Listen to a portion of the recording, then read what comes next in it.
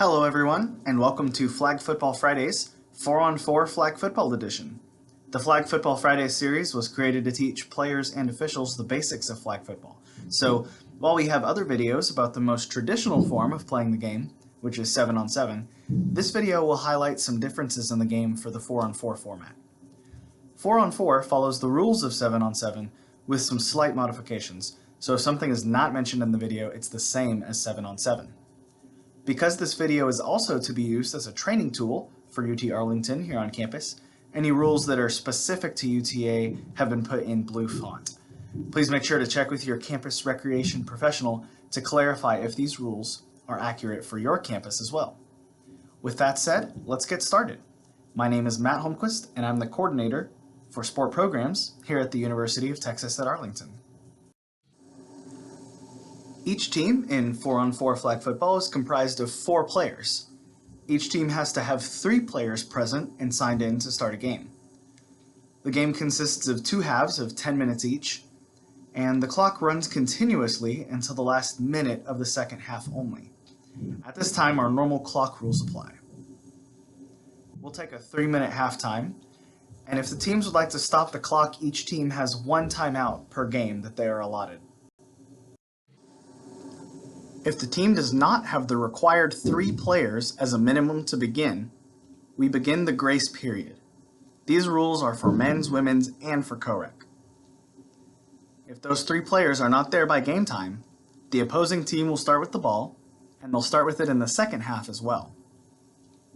3 minutes after the game time, if they aren't there, the opposing team is awarded a touchdown and a 3-point conversion. The score will be 9-0. If they aren't there by 6 minutes after game time, the opposing team is awarded another touchdown and a 3-point conversion. Therefore, the score at that point would be 18-0. 10 minutes after game time was supposed to begin, it is recorded as a forfeit.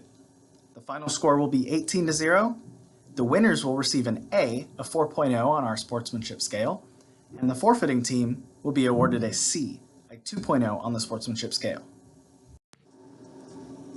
A couple reminders that all campuses should note for safety purposes.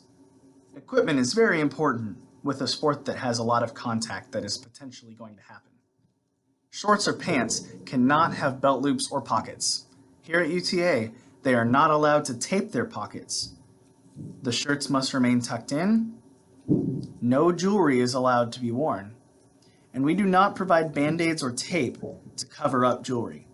If they arrive with band-aids or tape over a part of the body that normally has a piercing, we don't ask questions. However, if we see jewelry, they have to take it out. They cannot just cover it up.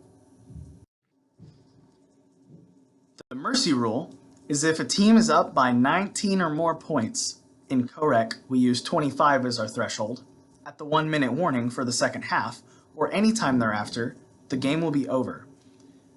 The rule for the mercy rule is the same as ending a period. You have to have a down free of accepted penalties before applying the mercy rule. Here's how a 4-on-4 football field is set up. A 40-yard field is broken up into 20-yard segments. The 20 is going to be our line to gain. The end zones are 10 yards deep, and there are markings for the 3-yard line and the 10-yard line.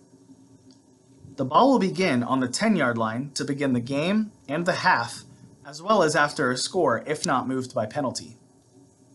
The teams have 3 downs to reach either the line to gain, which is the 20, or the goal line. There are no scrimmage kicks, so if a team reaches 3rd down, they cannot elect to punt. The 1-yard neutral zone is marked by pucks, just like it is in 7-on-7. One of the most significant differences from 7-on-7 that we have in 4-on-4 is that the quarterback only has 5 seconds to release the ball. The penalty is a loss of down at the previous spot. So how should we officiate this play? 0 is going to be our snap, and 5 is going to be our whistle. We'll see the snap, and then count 1, 2, 3, 4, and then have a whistle.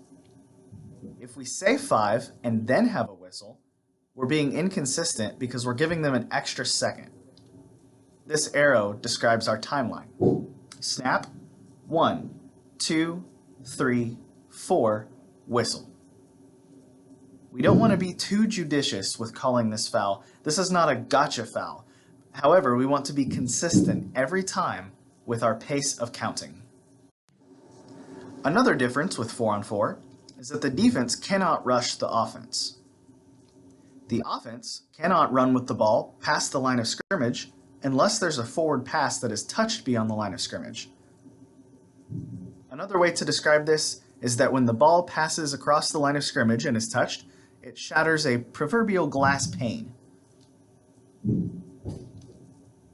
Penalties are only 3 or 5 yards. So in 7-on-7, we have 5-yard penalties and 10-yard penalties. We're simply going to convert all of those to either 3-yard penalties or 5-yard penalties. The co-rec modifications in the 4-on-4 game are very simple. 4 players are still needed to play, but there's no more than 2 of each gender, so there's no ability to do a 3-in-1 combination. You still have to have 3 players to start the game, and the following is the same as 7-on-7. The co-rec scoring and the male-to-male completion restriction, open and closed plays. If you don't know what I'm talking about on either of these aspects, or would like to review, check out week 5 of our Flag Football Friday videos. That's really all there is to it. 4-on-4 is simply flag football with a few modifications.